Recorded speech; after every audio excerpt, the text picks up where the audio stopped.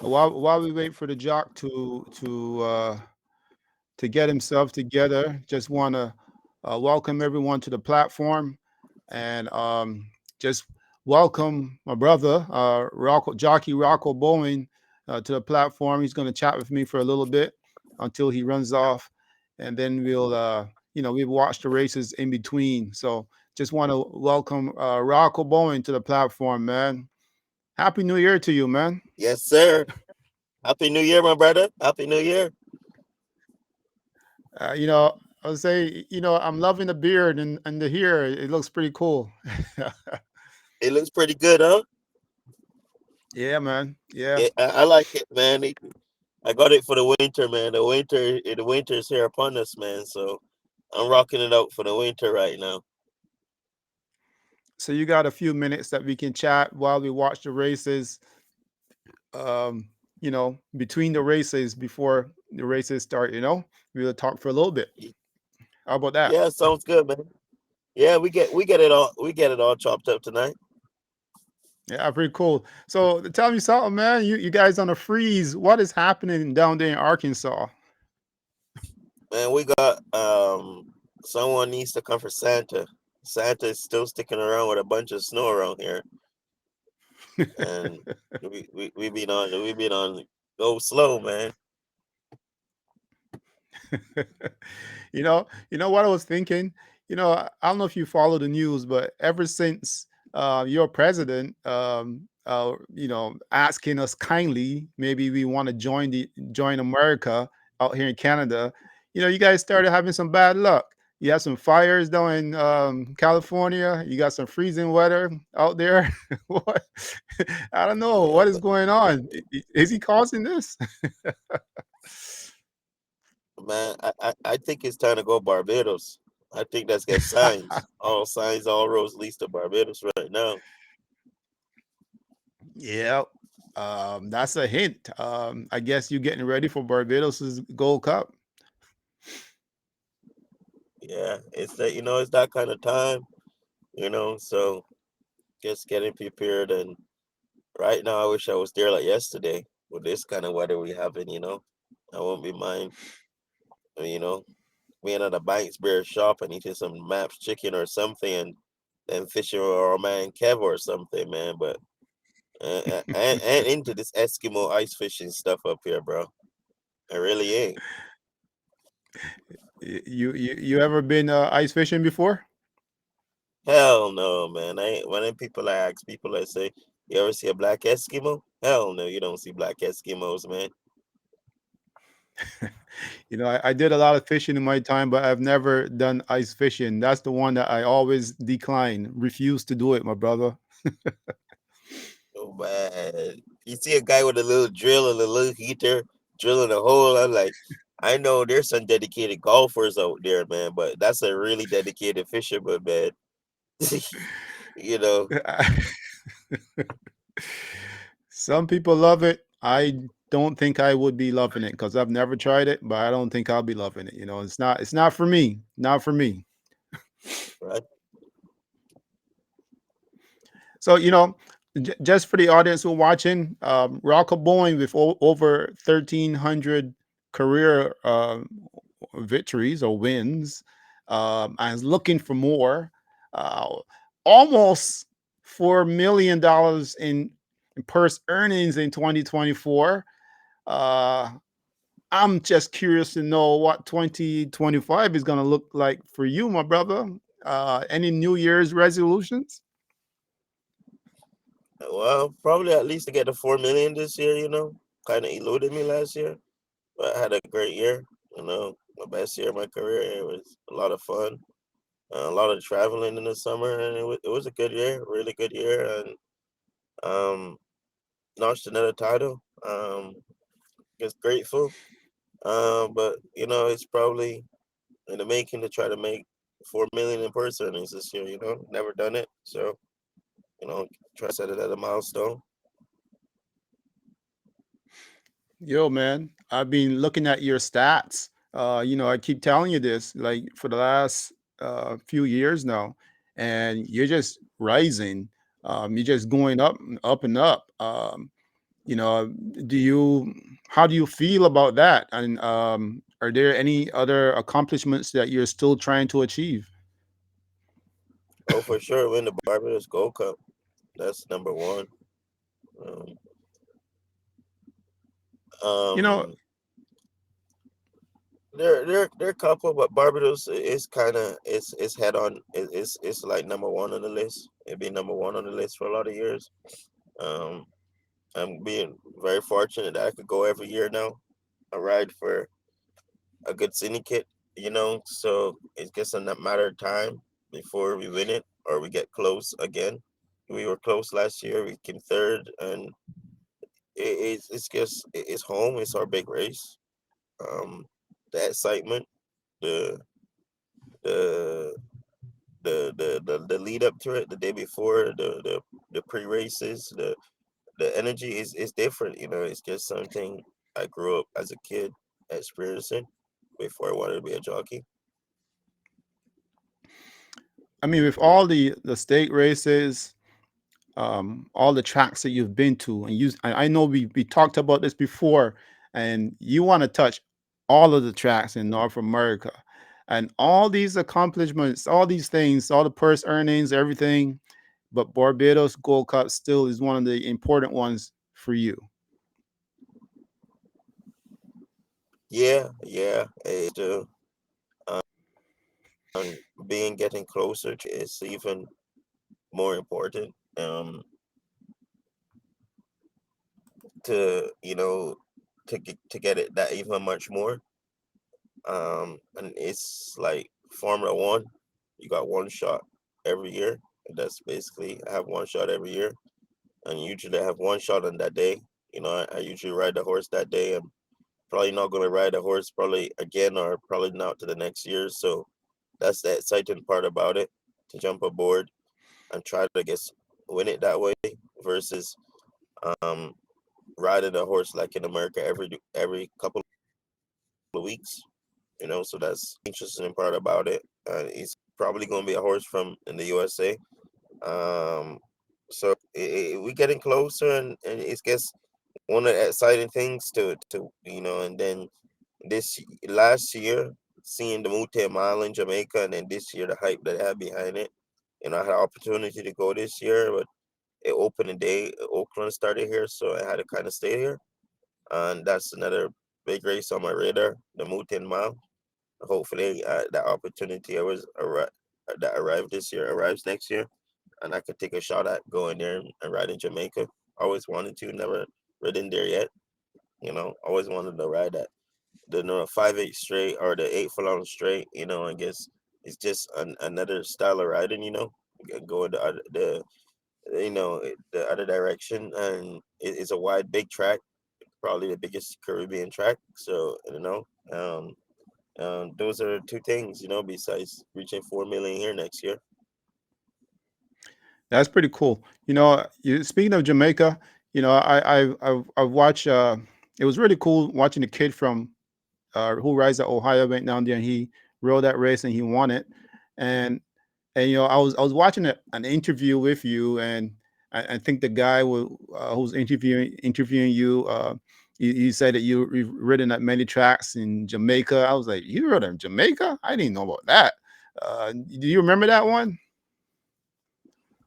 No, I don't remember that one because I never rode in Jamaica yet. I mean, always wanted to ride. 'Cause I rode in Trinidad ago, a couple times, but never rode in Jamaica yet.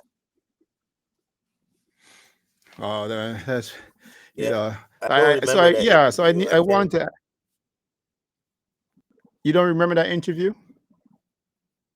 No, I know the kid that won the Mute Mile this year, Hollandia. He was riding here with me in Ohio, but I don't remember that interview, to be honest with you. That one is pulling a blank. I mean, maybe I'm getting old, No, maybe I am getting old, so I guess excuse me for that one. Um, Yeah. yeah, that Well, that one is eluding me right now, like the Barbados Gold Cup. so this year is 2025. A lot of interesting things. People been been pulling at my coattail, asking me questions about Barbados and the Gold Cup. I don't have these answers. They're thinking maybe perhaps you got some answers. Maybe you can dig a little bit deep into the camp of the big man himself, Clark, and maybe you can provide some answers, or some little tips. Will we be seeing the camp down there this year again? That is the big question.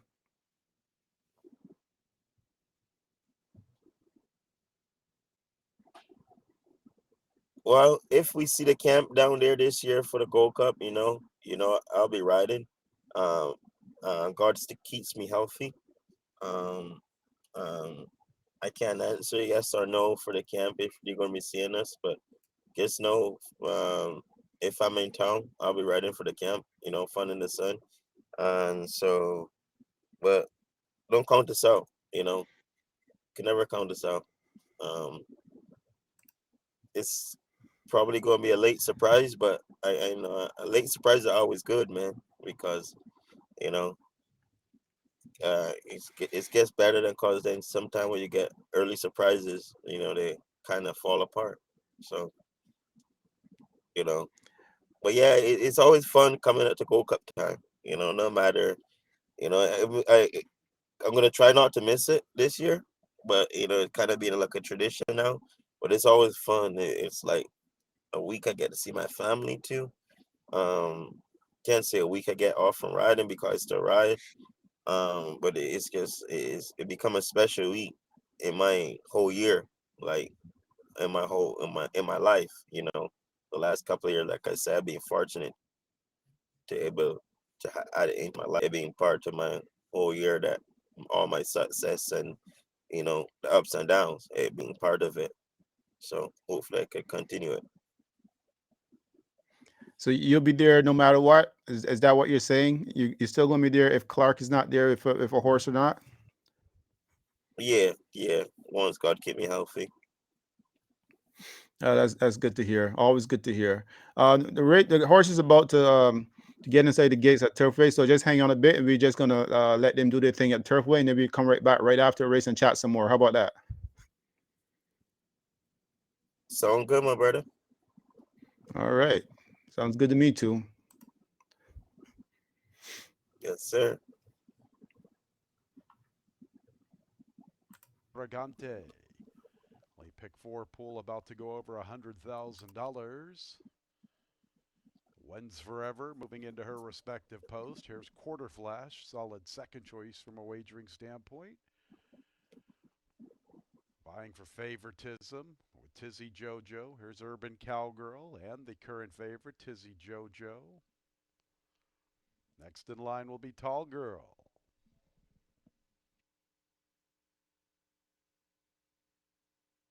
Secret Glenda and January Jubilee. January Jubilee, the big long shot, 38 to 1. Just about ready for the late pick four. Fillies and Mares to kickstart this sequence.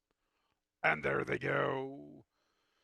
Tizzy Jojo fires out to the lead inside of Secret Glenda. Urban Cowgirl comes away up close to the action. Wins Forever with the red silks. January Jubilee pink outfit to the far outside. After her races Sweet Amy, and I'm going to Tall Girl. Arrogante advances up the inside, and Quarter Flash showing nothing through the early stages. She's the early trailer. Urban Cowgirl to engage Tizzy Jojo for this top spot. And Secret Glenda's a little keen. She wants to go, joined by Wins Forever. Sweet Amy strides into the fifth spot, 4 lengths to find, heading into the turn. January Jubilee gives way just a bit. Arrogante up the inside. Tall Girl is second last, and Quarter Flash is still at that back marker. Midway through the turn, and now coming away with the lead is Urban Cowgirl. Here comes Secret Glenda. Tizzy Jojo's all in. She's under a vigorous drive. From the inside races, Wins Forever, and Sweet Amy's closing. Arrogante tries to close in, then Tall Girl. Urban Cowgirl still with the lead. Urban Cowgirl's the one to beat past the eighth pole. Plenty of pursuers. Wins Forever up the inside. Secret Glenda. Sweet Amy. Urban Cowgirl keeps on going. Urban Cowgirl in the upset. From Wins Forever, Secret Glenda and Sweet Amy checked in fifth.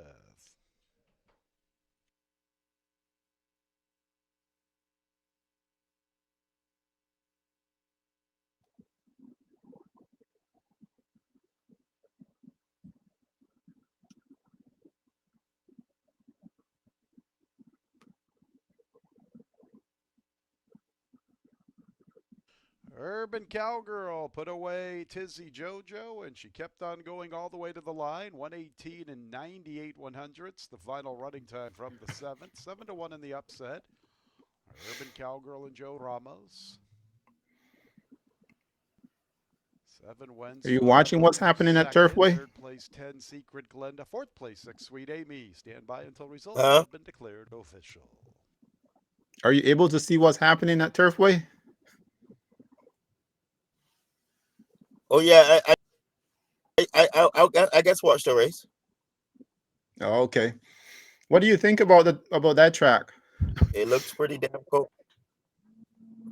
It looks pretty cool there. is that is that why you that's is that Looks the pretty best you cool come there. up with? It looks pretty cold. Oh man, I watch this track all the time, and it's pretty competitive. I Well, gotta I'm out tell here you. sitting out watching. I see the surface and I see white on the infield there. I'm like, man.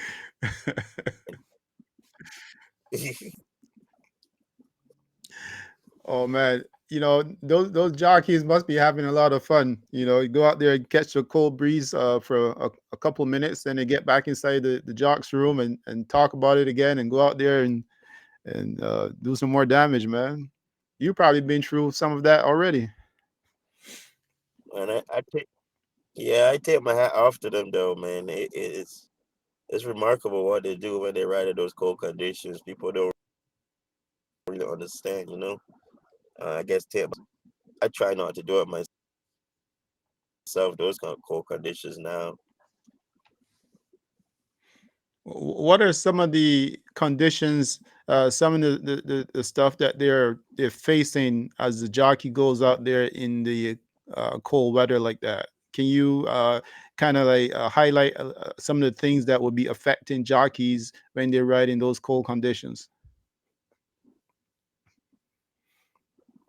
You lose circulation fast. You don't feel your fingers. You don't feel your toes. Urban I mean, Cowgirl, you give her love 2 in a circulation real row. fast, and 5-year-old. it's not a good feeling when you're on top of a horse and you can't feel your fingers or your toes. You know, you feel like you got no control. Wow.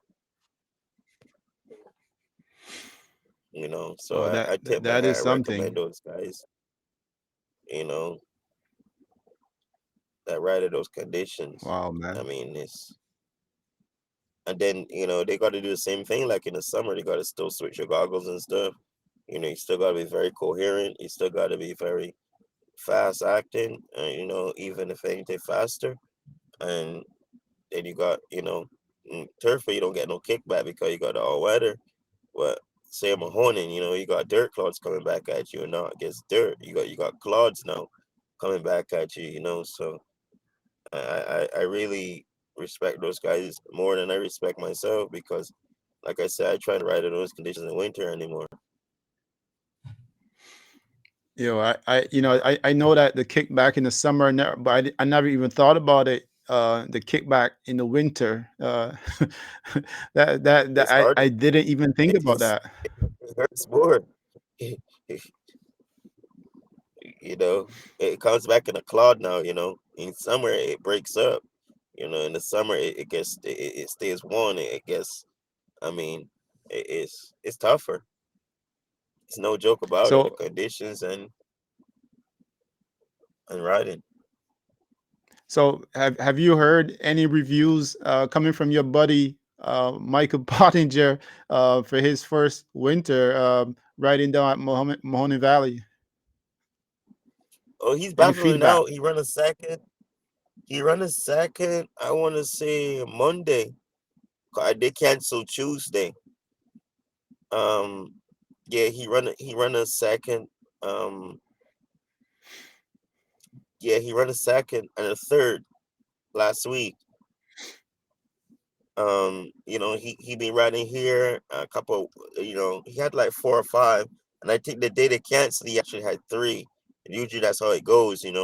But he got a couple places on the board. He haven't won another one since, but he run a huge second. I want to say at like 68, 90 to 1 or 70 to 1, and he ran a third also from his few mounts he had this week, last week. That's cool, man. When I had him on the show, I asked him about you and what you meant to him as a jockey and so forth, and he gave me his answer. But now that I have you on, I want to ask you.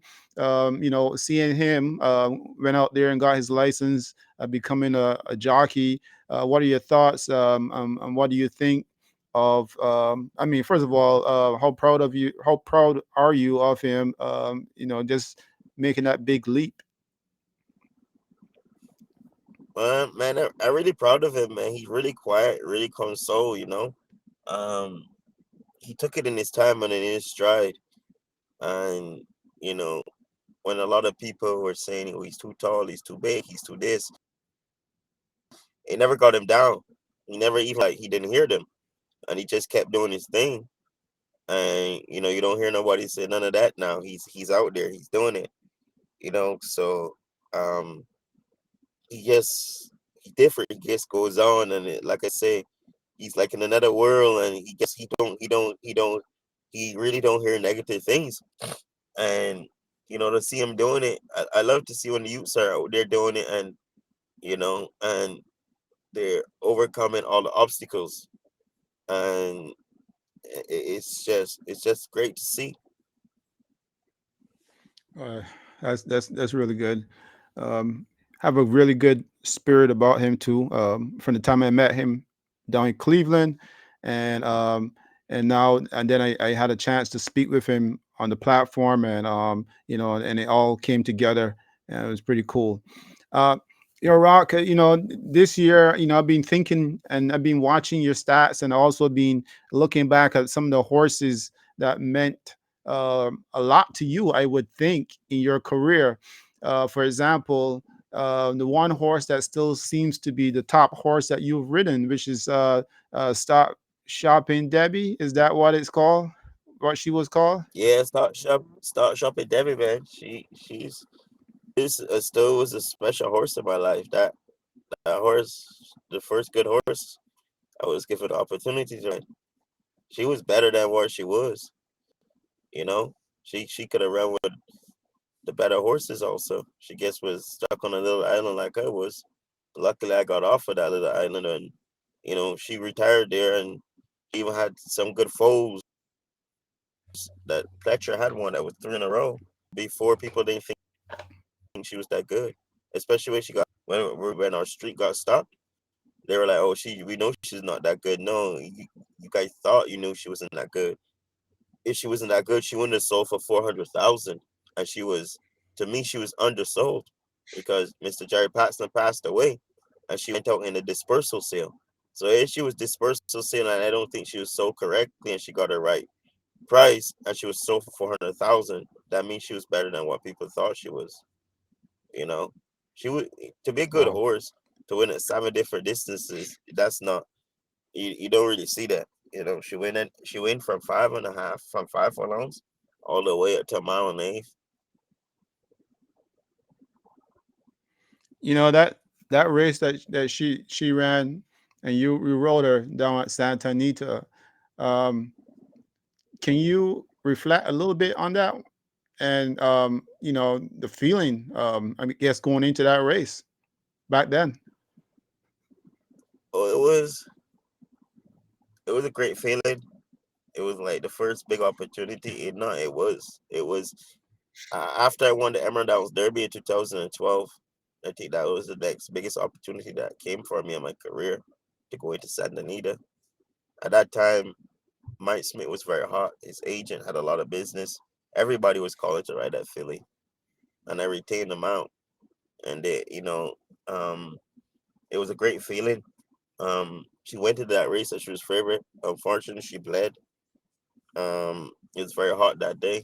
Um, and it was if she was gonna go to Breeders' Cup, if she ran good or represent herself good, which didn't happen because she bled.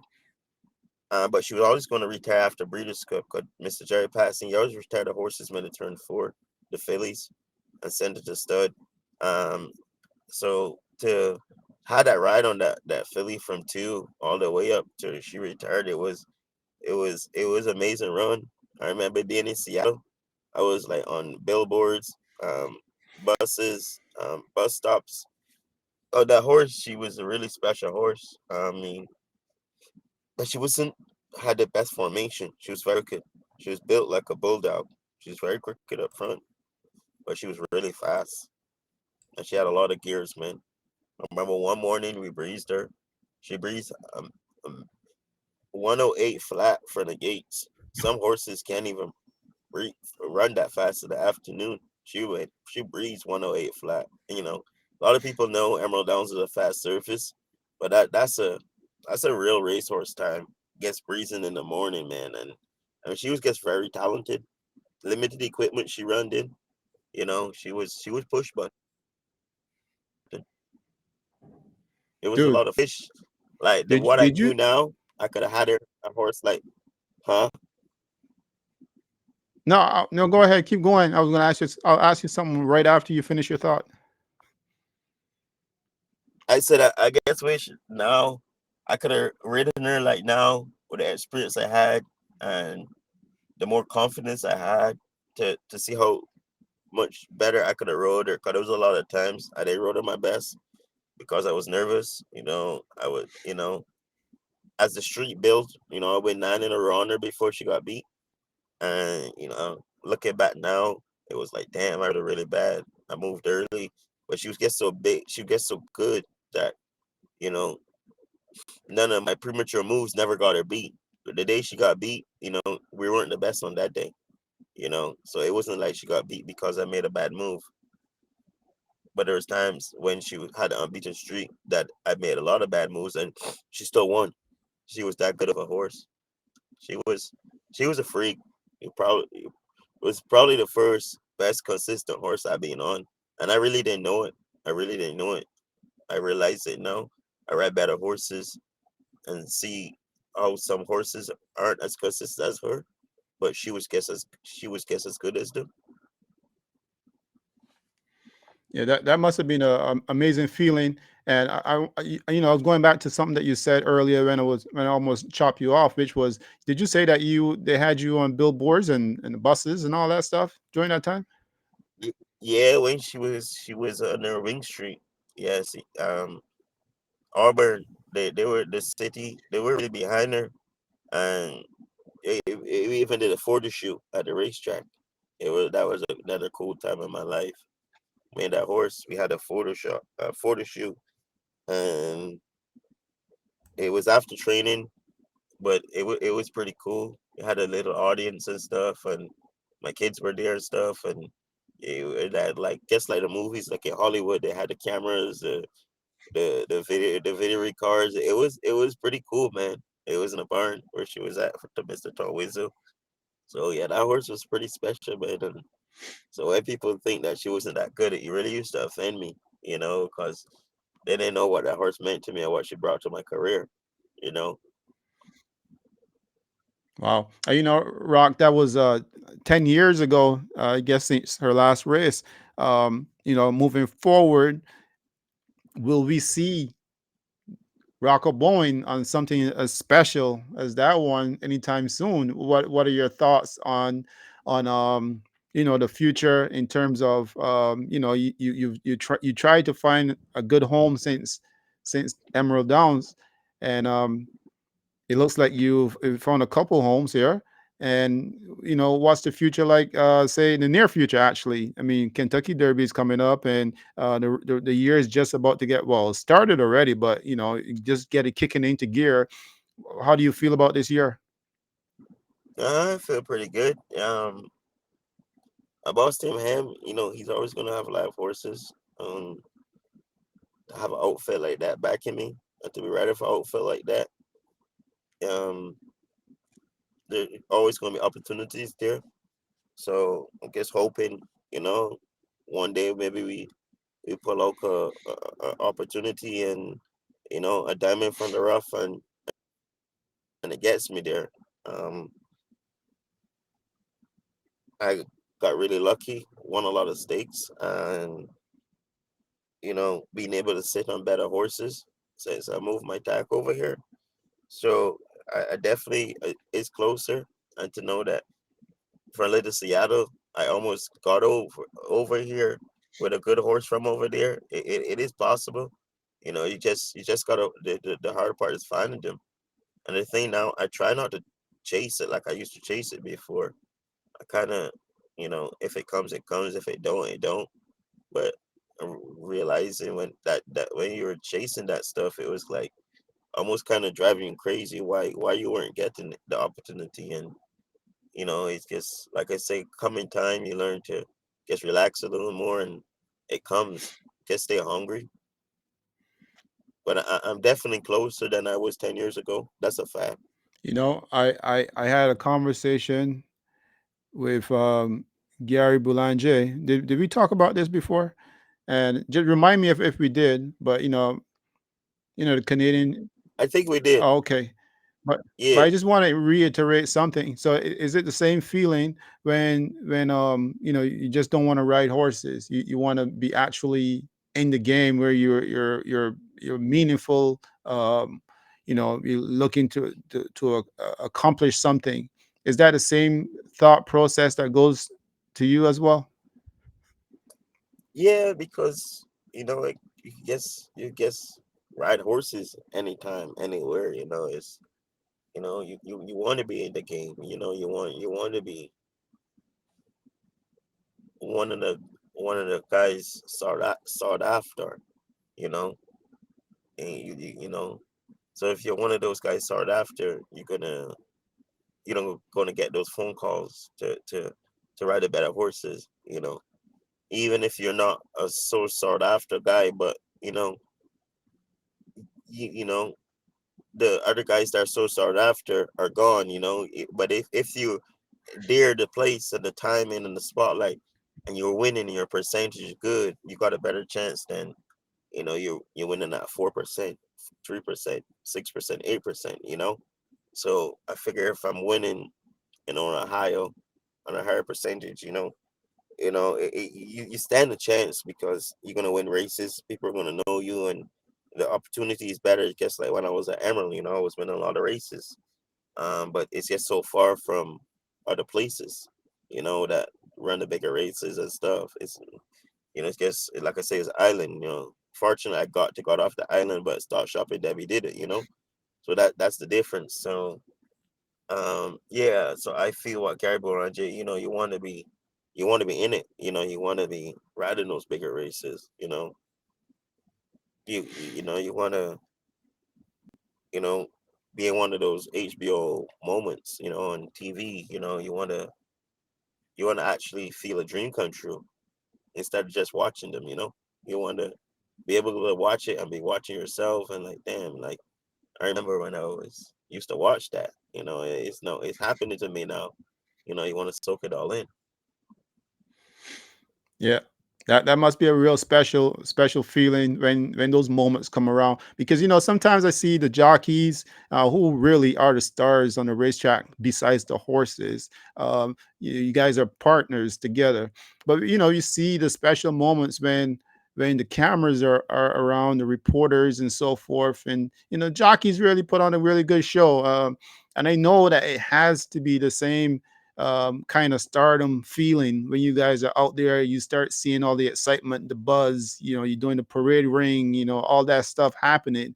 That must be really cool and fulfilling, especially seeing it as a kid, and then you grow up and you're like, yeah, I'm here now. Uh, that what it feels like. Yeah, it's yeah, it does feel like it, man. I mean, last year my little taste I got when I went to Churchill on Oaks Day, I won't lie, it does feel that way. Me and my agent, we got the opportunity to go, and I mean, he was getting more frustrated than I. He was like, we had parking passes and we couldn't figure out where the parking passes were gonna park us. I mean, he was pulling his hair out, and I was less like so calm. But I know the butterflies and the rush didn't hit me yet.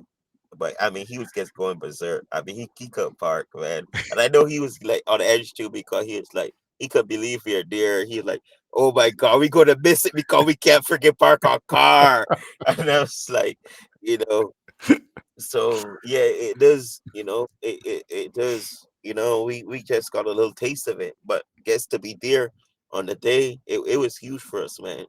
We still got our parking passes and stuff, and yeah, it was a big day for us, man. It really was. You know, I'm thinking about it because during that time I watched TV and I see all the interviews with the owners, the trainers. Some owners first time being there, how nervous they are, excited they are, and stuff like that. So I know it's a big deal down there in Kentucky. So I know it had to be a big deal for your camp as well. You know Yeah, that it was horse you huge. rode I mean, last year, man. That horse you rode last year, not the filly, not the one at the Oaks. But by the way, before I get into that other one, how is that filly doing?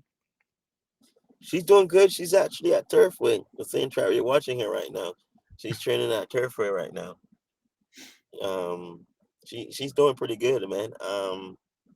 The horse you talking about is Background. No, I was gonna ask you about the horse you rode at down at down the horse you rode down at Thistledown, and also the one you came over to Woodbine with, Managing Mischief. Oh, she's in the entry box here this week. She's in the entry box here, Arkansas, Oakland this week. I ran third on there a couple weeks ago before we had to freeze out. She ran third in a wide open allowance race here, off the layoff from Woodbine. So I'm looking for a big effort on her this week. But she's also on the also eligibles list. She's on the AE, so hopefully she gets in. Oh, that'd be real cool. Thought that horse had some early speed, and it's curious watching the horse and see what the horse would have done coming over to Woodbine. But I guess the outmatch coming over to Woodbine. Uh, I want to ask, how much time before this race goes? 3 minutes. I want to ask you a question here, but it might tip over into the race here at Turfway. But before, I'll set it up. So there was a story Yeah. down at. By the way, my New Year's resolution is to stop saying this. Is to stop doing I'm really trying hard not to do that thing anymore. That's one of my New Year's resolutions. I'm gonna fight it, Rocco. I'm gonna Man, fight it really hard I, not to do I, it. I'll give you a little thing about it, right? I got a bad, I don't call it stutter. I don't know what it is. It's just us. I guess call it us. Before, when I used to get real nervous when I used to do interviews, my mom always would tell me, man, son, you got to start saying, um, and right? I always used to say that. I can't even remember if I still say it, but if I do, I do. It gets part of me, man. But I don't think I do it as much no more. But I used to. My mom always would tell me that, and the more she told me, the more I would mess up and say it more. And I guess I don't know when it went away or it slowly started to deteriorate, but it gets you just gotta do it your own time, man. Cause the more you force yourself, the more you're gonna say it. Because the more you're gonna look for something else to say, then you're gonna like, damn, I got nothing else to say. Then you're gonna say it. So that's just my 2 cents to you. It's just a bad habit that I created, and I'm trying to fight it now. This year for sure, I will be fighting it. And every time you see me stop, it's because I'm thinking about it. So I'm gonna stop doing it and But continue with my don't let flow, it fight man. you too bad, man. Don't let it fight you What's too that? bad, man. Don't let it fight you too bad, man. No, no, no. I think I'm gonna win this battle. I think I got it all covered. All right, Let's watch this race card. and let's come back and chat a little bit, right? Sound good? All right, my brother. Yes, my brother.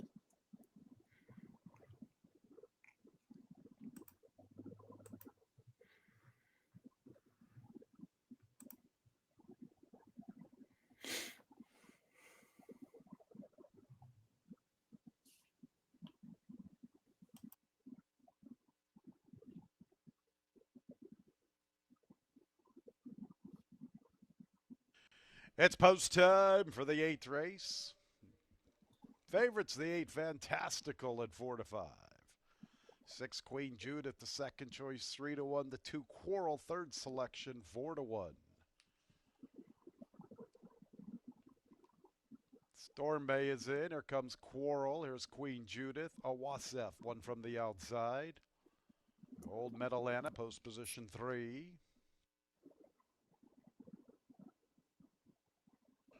457 and the big favorite, Fantastical.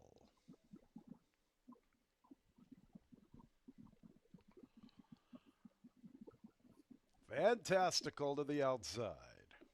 Ready for the fillies and mares.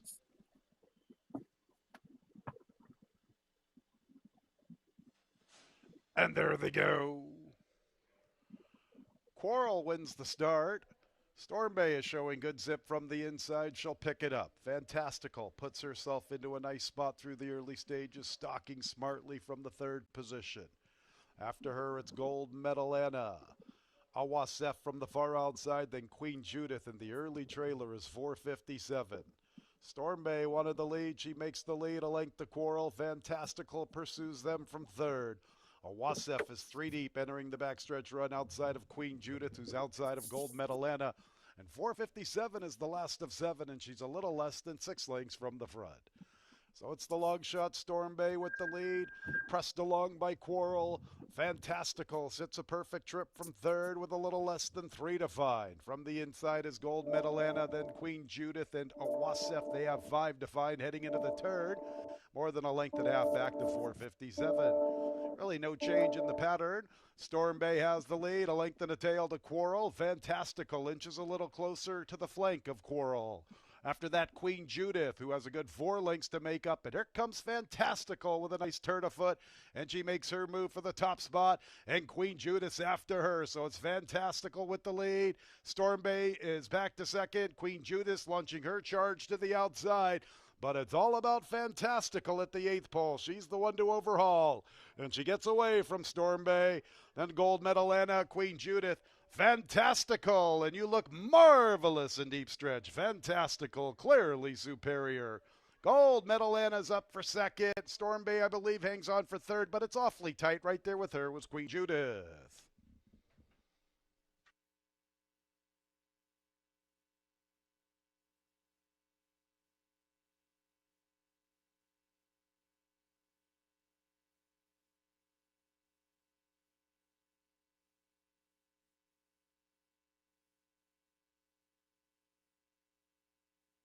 Easy victory, number 8, Fantastical. Perfect trip throughout the running of the 8th race.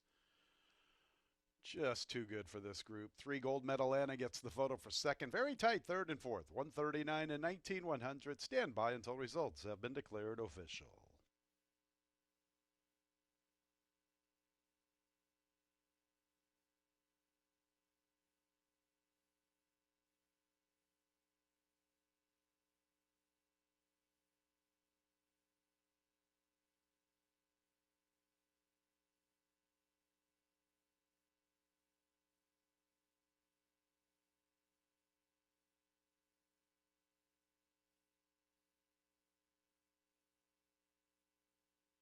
Third place, 1 Storm Bay. Fourth place, 6 Queen Judith.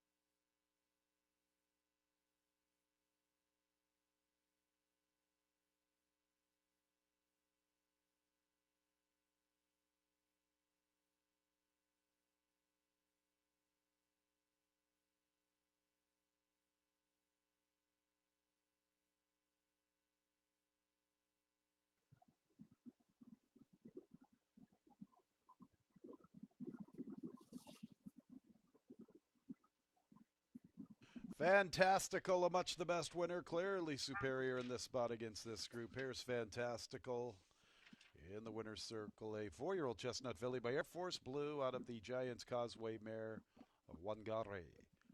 Owned by Carl Moore Management LLC. Joe Sharp, the winning trader, winning jockey. Adam Biscuitza. Fantastical was bred in Kentucky by Paul Schwartz Biscuits. and James Riley McDonald Jr.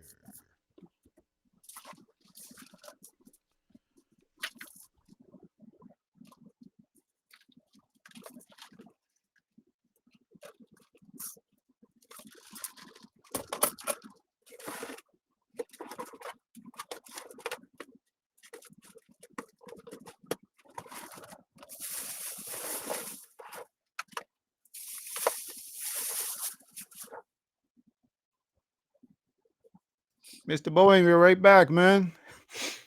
Yes, sir. Again, thanks for joining me tonight, man. It's pretty cool just hanging out with you, just chopping up a bit, talking about the races and talking about this year with you and so forth. It's really cool. We should do this again another time, man. Under warmer conditions, also, Yeah, but right. definitely this is real cool just to have you on. It is, man. It is, man. This is a hit. You know how we drop it all the time, man. Yes, yes, indeed. So I was asking you something before we watched the race there a minute ago, and that was there was an incident at Mahoney Valley where I think they were investigating or they had suspended or you know uh, the jockey that I met just last year, TD. They said that he didn't give his best going down the stretch to the finishing line, and looking on the comments and the horse people, they were saying, it's a thin line because these days you're only allowed to whip the horse. I think there was 7 times or a few times, whatever it is, the number. But they were saying he didn't give it his all. What are your thoughts on those situations? It's touch and go. Everyone is gonna got their own opinion about it. They just really, once they crack down about, you know, the whole riding your horse to the wire, I just don't pinpoint and like pick and choose. Once it comes mutual, Um, but like I say, is a fine line because he's on top of that horse. Only he knows if there's something that he wasn't giving this all. We could say here, I say, oh, he didn't give it his all. I'm mad. But what if he felt something that we didn't felt because we're not on top of that horse? You know, we can't wait till he's on the ground. The horse is on the ground and say, oh man, the horse isn't really going good. So like I say, it's a fine line. You know,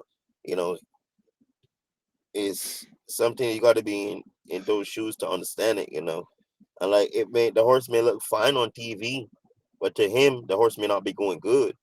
It's like a pilot or captain flying a plane or driving a ship. They got the last call, man. So I don't disagree with him if he think the horse didn't felt too good and he eased up a little bit. I'm all about riding your horse and fulfill your amount, but people are saying that the horse look good, Absolutely. but who knows? He's an older rider. He win over 5,000 races. I think he got gets a little bit of idea if a horse. It's not like he's a repeat offender of a guy. Not getting those that kind of penalization all the time, not riding his mount to the wire. So people got to look at that also.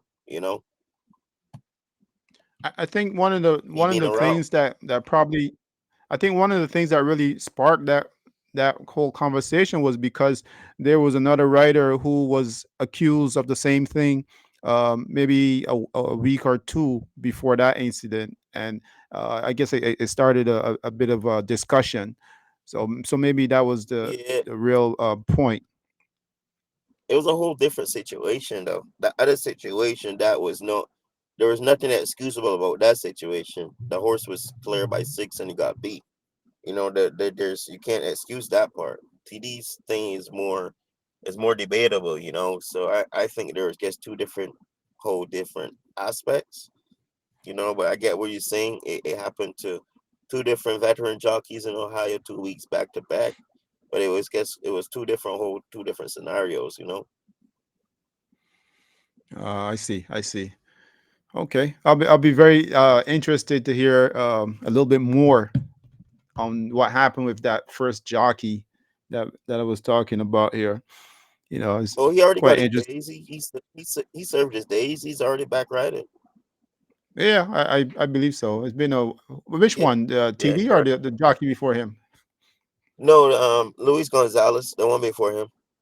Oh, okay, okay, cool, Yeah. cool, interesting. Also, this which leads me to this next little bit of story here. So, say for instance, well, let's set it up like this because we're all out for discussion. I'm not here to obviously spark any debates about anything. I'm just here to just talk and chat and get a bit more insight from people who work directly with the horses and ride them and train them and so forth.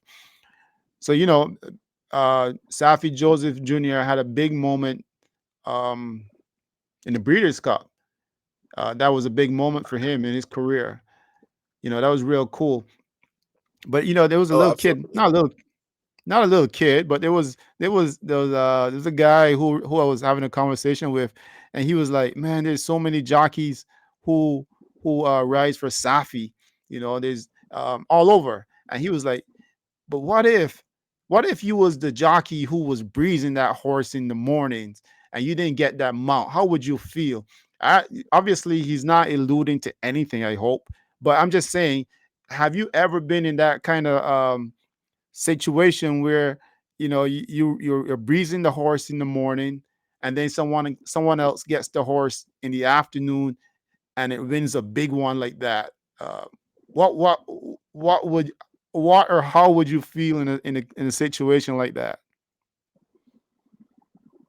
I haven't been in a situation like that the horse won, but I have been taking off horses that I've been breezing. I won races on. That went to bigger dances. You know, luckily the horses didn't win on my part, but the horses ran good. I felt like I would have made a difference if I rode the horse, the versus the jockeys that they rode. Um, but it was it's not an easy thing to deal with. But one thing Mr. Clark Darwin always tells me, Rock, you don't pay bills, man. You know, he pays the bills, and that basically meaning, I guess I got hired and I got paid for when I won on the horse and stuff, and it gets by him. He helped me through a lot of harder times in my career, when even from miles away. Just seeing how business person he does, and I saw that guy got fired from a $1 million job, and he was supposed to get $1 million bonus, and it hit him hard, but it didn't stop at one beat in his life. And the next Monday, he had another job. He could have had another job the Saturday. I'm never forget it was a Friday, and he had another job um the Monday. I learned a lot from him, how he handled that part. And I mean, he gets, that's $1 million, man. And it was just all taken away from him, but just because you know the way how the world is.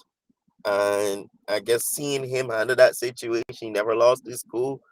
Is it on his mind? It's probably not at this time, but then it was on his mind. But guess how professionally and on to the next he went to, and he knew he had to get back to work. He was already at work, but he know, like, it's not, there'll be no pity party. I got fired. And so the next Monday, like I said, he could have had a job the Saturday. He was back at work on the Monday, working for the same company he works for now. And it's just seeing him make the growth he made in his life helped me to make the growth I made in my life and the steps I made, you know. So what you're saying to me is, no matter what the situation is, you got to be still professional and handle those situations as professionally as you can. Yeah, because they got what we want. You know, the horses. You know, the you know, we don't really got nothing they want. You know, there are a lot of jockeys. You know, so they could get any jockey they want. There, like I said, there are a lot of us. You know, we got what they want: the horses, the good horses, the opportunities. You know, so that's something he has showed me. You know, how to look at it. That's a really good point that you just made. I think that people and jockeys especially should always remember that because they have something that you want, which the right horses. You told me that Clark told you that you don't pay the bills for the horses. You guys just ride them. So in a sense, I guess you have to be thankful, but also appreciate the good people who actually acknowledge what you do and continue to work with you. I guess that's in a point. That's what you're trying to say. Yes, please. Yes, please.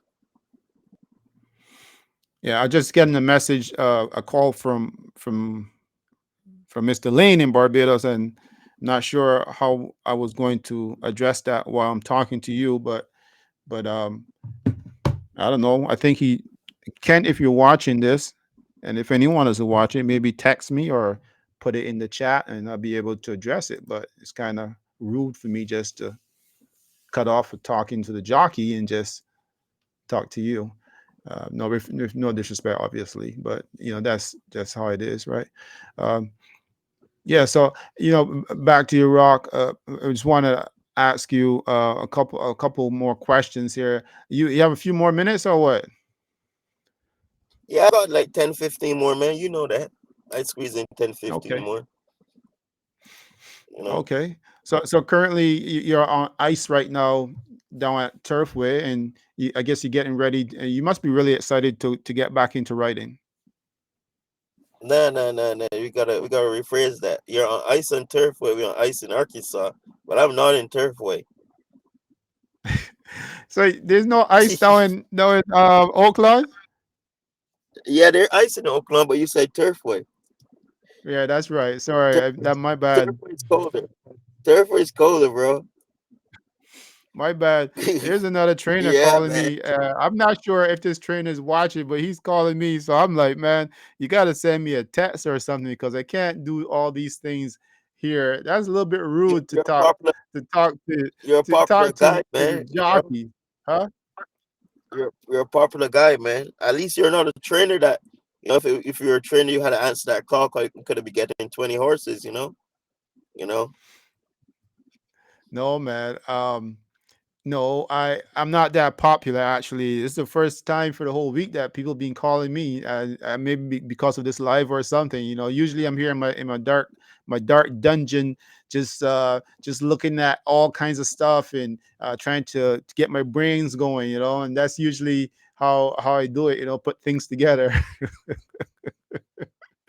all alone. That's probably the best way, though. You got clear thoughts, man. You don't got people pulling at you, and somebody tell you do this, you do that. You think clearly by yourself, man. That's probably the best way. I do My a lot of my bad, though. best thinking when I'm on road trips driving. I know I said you were Turfway, so my bad. I know you're in Oakland, but I want to ask you, how did you spend that time during the little freeze over? I just stayed at home, watched a lot of Netflix. It wasn't like I couldn't literally open my door, so it was pretty to watch because it was white. The snow wasn't dirty, and I was like, oh, it's pretty. I don't have to go outside, and you know, and it gets melt off. Here in Arkansas, we just let it melt off, and that's basically what happened. We just waited the snow melt off. Obviously, once you come on a live and you're doing a live at this time of the year, there's questions that people in Barbados wants to know, and one of the questions is, no ride yet for you, Rocco. How's that going No right where in Barbados? Too early? for the Gold Cup. Yeah. Oh well, it, I'll be riding if my camp have a ride. Fun in the sun. but we're not sure what we're doing yet. So, you know, they have first call, and so I just sit and hold tight till I get a phone call. Okay. So, so let me put it this way. So, do you not entertain other businesses if your camp is not calling? Yeah, yeah, I do, but you know, my camp got first call. So it's not that I don't entertain other businesses. It's just it's a lot different there. It's like I don't have to be in a rush to ride. It's only January 14th, 15th today. Gold Cup is like March 1st. You know, so still got a long time. That's a long ways away. Yeah, that's right. That's a lot of time. But I know there's also some kind of a deadline for nominations and all this kind of stuff. Even though last year there was a horse that actually joined the party really late in the dance and still won. But that was pretty cool. I guess you can allow certain things for certain people. I guess that's how it works in Barbados. All right, so yeah, you got the Thursday to put your name down next to what horse you're riding. So I basically got to the last Thursday before the Gold Cup to figure out. Right? Yeah, that's real cool. so so you stayed fit during that little break. Well, how long ago? How long was it? 1 week or a week and a half? How long was it, man? Like a week and a half, like 9 days. Yeah, like a week and a half. I'm surprised you didn't pull your hair out. I was getting close. I was getting close. I was getting real close. Are you watching races across the country while you sit at home? Yeah, yeah. I was watching Ohio Mahoning. I had that from Monday to Thursday. I was actually doing that. Um, so I would still stay pretty active in the racing. I was actually trying to get some English racing like my man Darwin, but it was kind of tough, man. It was kind of tough. I would lie. I was trying to get some early morning English races in. Yeah, that's real tough to do. I try that sometimes, but I can't even get into it. It's really a tough thing. I'm gonna leave that Yeah, alone. Not every dance you should jump into. I'll leave that alone. exactly right. I'll stick to North America. I think that's it for me. I like watching the bigger races in Australia because they're really exciting to watch. I think the Australian accent or something makes it really exciting. But besides that, I can't even get into that also because there's too many horses and there's too many different angles. So I just kind of just like listening I to f- the commentator voice. I feel the same thing about English races too. To me, is I wouldn't want to say not much excitement into it, but it's like it's just kind of like it's a race. Unless it's like the big races, you got that big hype for the English races. But I kind of, you kind of miss that part from the American race. So, you got the post parade, you got the the people that do the paddock analysts. I won't lie, I cut that from the English race. I think that's part where I can't really follow it that much. But like the bigger English races, yeah, they'll do it like you said. The biggest Australian races, they're fun to watch. Usually American horse or something goes over and there's more commentary, there's more backfeed about the horses. So I think that's the part I miss about it. It gets kind of like bland, like white rice. It gets plain. Yeah, got you. We got 3 minutes here before this race. You said you had like 10 minutes, so I guess once this race goes, I guess that's it. We'll part our ways and let you go get your rest and you chill out and watch some more races or whatever you do during that off time. When next do you ride again on Friday? Yeah, on Friday. How many mounts do you have on Friday? 5. How many you gonna win, Rocco? Um, I gotta start with the first race. I'll try to win the first race, so I'll start from there. I read a pretty live horse in the first. He's dropping from way up, way down. He's dropping from allowance at 30, so he should be very tough.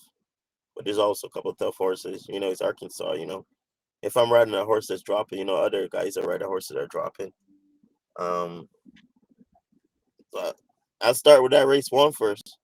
I'll message you throughout the day, but I don't want to say 2 or 3. But gotta start with that race one first. One of my buddies, Mark Witz, he tells me, Rock, we can't win the card if we don't ride it first. So he always tells me that you start with race one first.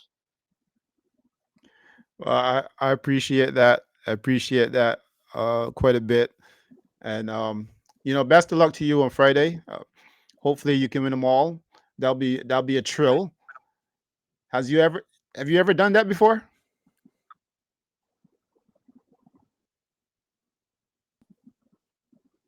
Yeah,